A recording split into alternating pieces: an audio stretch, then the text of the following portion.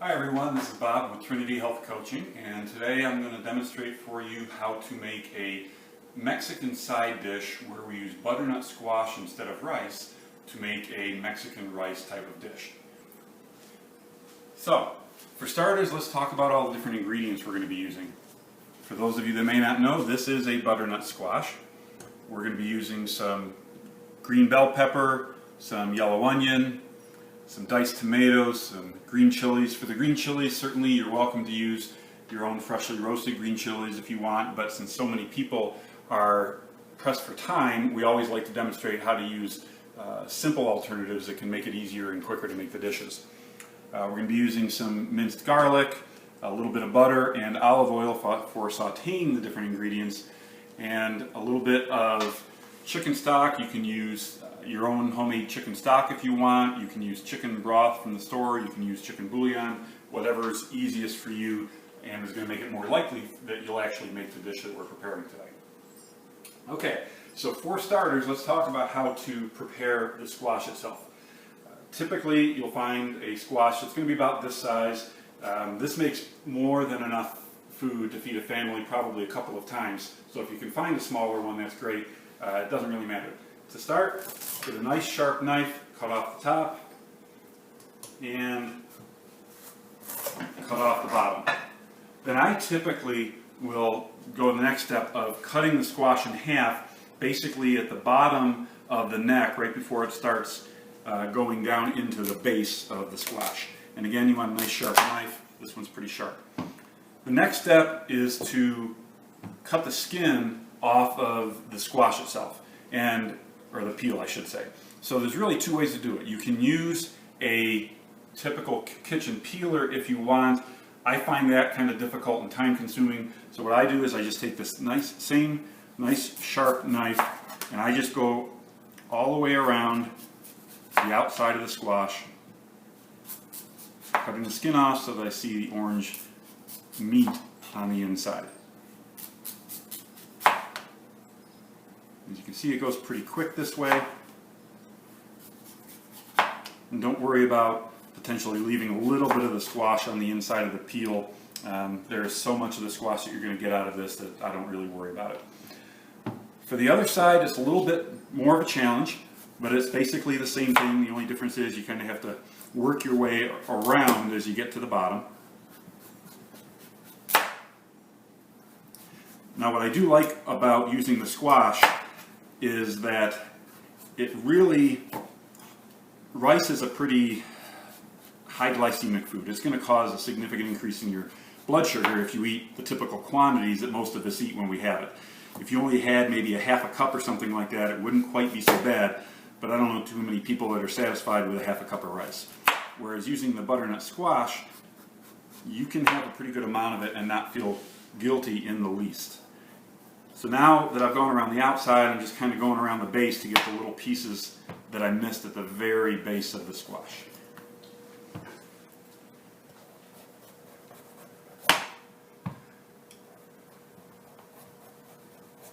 Okay, so now that we've got the squash peeled, the next step is to de-seed the base of the squash. So this is just like a pumpkin or any other type of squash, that when you cut it open at the base, it's going to have some strandy stuff and seeds on the inside. And so for that, I'm going to need a nice big sturdy spoon to be able to dig it out of the inside.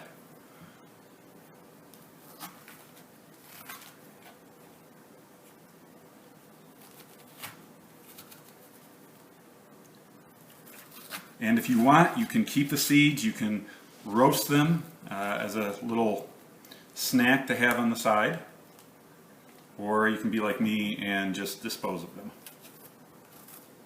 The next step in preparing the squash is to actually run it through the Ninja food processor. And so I'll demonstrate that for you right here. You're going to cut the neck of the squash up into a handful of pieces, basically about 1/2 to 3/4 of an inch thick. And then you're going to take those pieces and cut them up into relative cubes.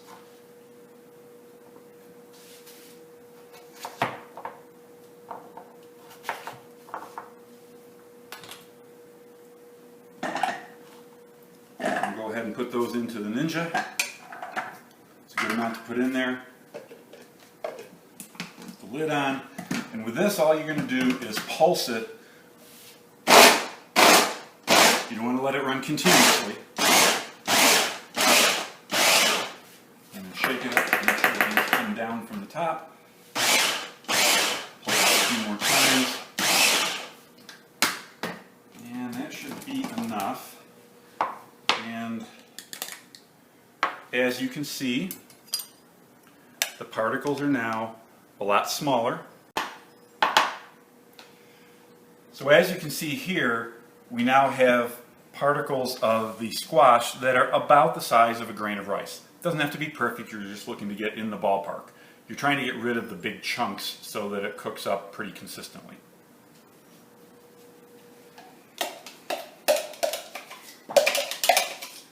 And then we're going to empty out the Ninja, and we're just going to repeat the process again with more of the squash. The recipe calls for a full squash, so you're going to go through the process of cutting up all of the pieces and running all the chunks that you cut up through the food processor.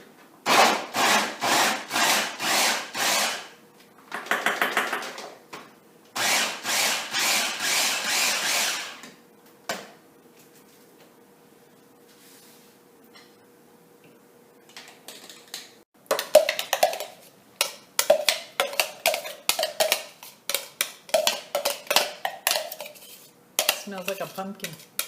It does. It's a squash. Okay. So as you can see, you end up with a considerable amount of squash from just one squash. It ends up with a lot to be served.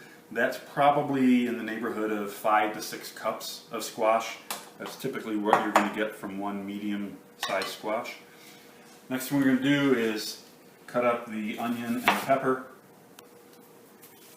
If you're like me and time is of the essence, I will actually run the onion through the food processor as well, through the Ninja.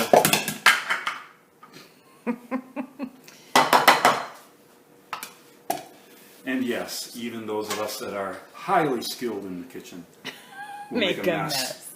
But the nice thing I like about this is the rule we have here, since I do all the cooking, Vicky cleans up the mess after me, so this works out really well. Alright, so I'm just going to run the onion through it. Now I'm not going to run the onion as finely diced as what I went with the butternut squash. I'll typically just pulse it a few times so that it's kind of cut up a little bit, but it doesn't get as finely meshed or finely chopped. So with that, we're going to take a tablespoon of butter.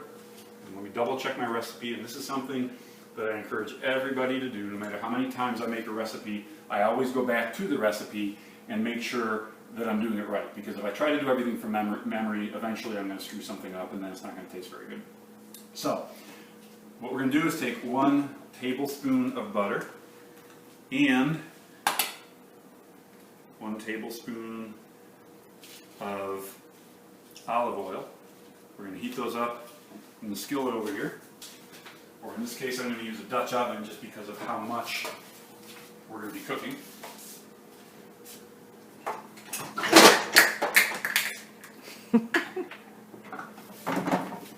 So we're going to take 1 tablespoon of olive oil and 1 tablespoon of butter.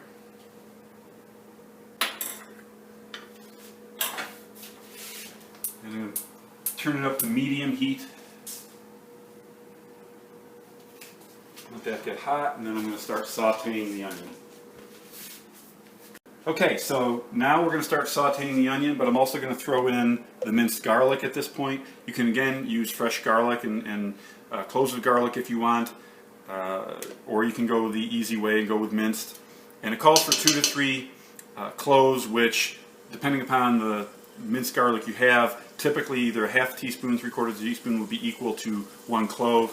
And knowing that my darling wife loves garlic considerably, I always go on the high side.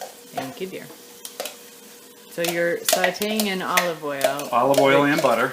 Olive oil has a fairly low flash point, so you got to be sure to only put the temperature on what? Medium. Medium heat. You never want to do olive oil over high heat. If the oil itself starts to smoke, then So what's smoking now? now it's the water. garlic and the butter and everything that's in there. Okay, so while the onion and garlic are sauteing, I'm going to go ahead and chop up the green pepper.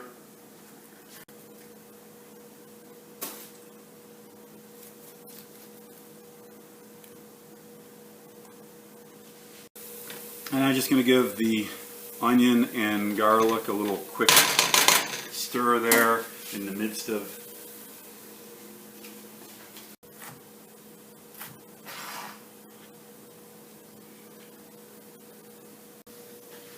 Now that the onion and garlic has sauteed and the onion has softened a little bit, which is the goal at this point, I'm going to go ahead and start adding in the squash.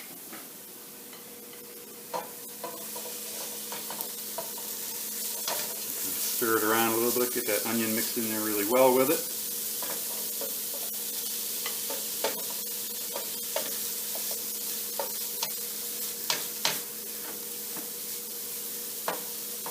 Okay, so we've let the squash saute for about 5 minutes, just stirring it periodically. And now it's time to add in the rest of the ingredients except for the chicken stock. We're going to put in the chopped green pepper. We're going to put in 1 can of diced tomatoes. We're going to put in 2 tablespoons of chili powder. And again, depending upon the size of the squash and how spicy or not spicy you like your dish, you can always put in a little bit more or a little bit less. Give this a nice stir around. Then I'm going to add in some diced green chilies. And again, you can put in a few of your own roasted green chilies fresh if you want, or if you don't have time to do that, you can do like I do and get a can of them, a small can to put them in. So now we're going to let this cook for a few minutes before we start adding in the last ingredient, which is the chicken stock. So the last thing to do is to stir in the chicken stock, or in my case I'm using chicken broth. Just stir in a little bit at a time. Now, unlike rice, which will continue to soak up moisture, this is not as much going to get absorbed by the squash. It just kind of helps provide a little bit more moisture to the recipe and to help the spices get blended in well. You're just going to put in a little bit at a time, stir it around, and let the dish continue to cook. Now, you don't want to overcook it. That's one of the things that, it's cooking it a few minutes at each stage. All you're looking to do is get it to the point where the squash is tender, but not mushy. You don't want it to be a soft squash. You want it to have a little bit of texture to it. And so you'll taste it as it goes. So you may or may not end up, and this partly also depends on the size of the squash, you may or may not end up using every bit of the broth or the stock. Keep adding it until it looks like the broth or the stock is no longer absorbing into the squash and it's kind of been saturated, because you don't want it to be extra liquidy. So in my case, I've used about a little over half a cup, and that seems to be getting pretty close. I'm going to let it cook for another minute or two, but that's about as much as this particular one's going to take. So knowing when you've got enough liquid in there is not an exact science. You just kind of have to go a little bit at a time until it seems like the liquid is going to continue to just kind of sit on the surface instead of absorbing in. So I'm going to let this sit here for a minute, and if the liquid starts to all bubble up and start to get a film on the surface, then that tells me I've got enough liquid in there. So now it looks like it's about time to taste it. Vicki, my lovely assistant and wife Vicki, is going to do the taste test.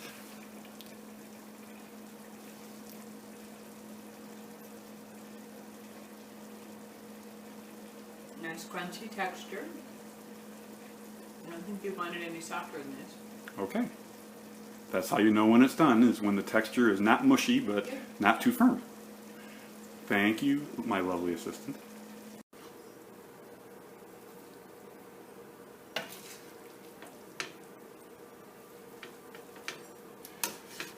You can serve it immediately. You can put it in the refrigerator and reheat it. It does also freeze relatively well, so which is nice because you can see how much it makes, and it's way more than a family is going to eat in one meal, and probably even more than what you'd eat in 2 meals. You could serve it with, we've got a great recipe for a green chili chicken enchilada casserole that goes great with as a side dish. Any place that you might serve rice as a side dish. Okay, so 1 cup is the serving size, so we will scoop out a cup of this, and That's a lot. that's what a cup is, but that's a good serving size. Yeah, I probably wouldn't eat that much, but that would be good for a guy. And then you've got your over easy egg sitting on top of it. So I'm going to wrap this up by sprinkling a little bit of shredded cheese on the top.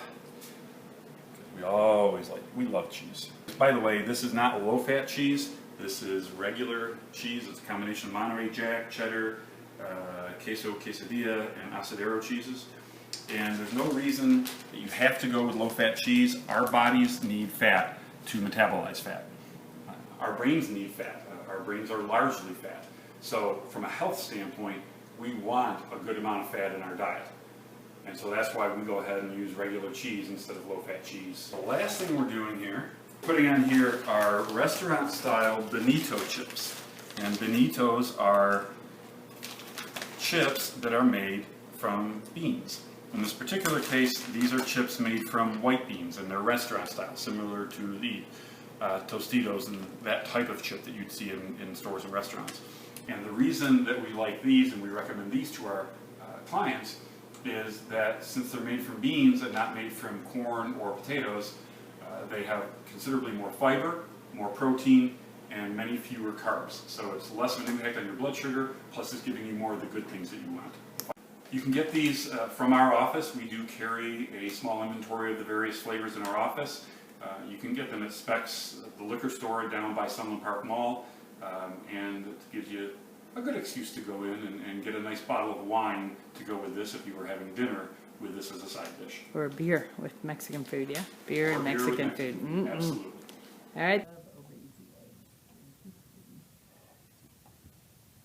So I'm going to go ahead and have my side dish of Mexican rice with a grilled chicken breast. I'm going to have it this way while Vicki has her eggs. But our favorite way is always with your amazing green chili chicken enchilada casserole. We just don't have that today. Thanks, Bob.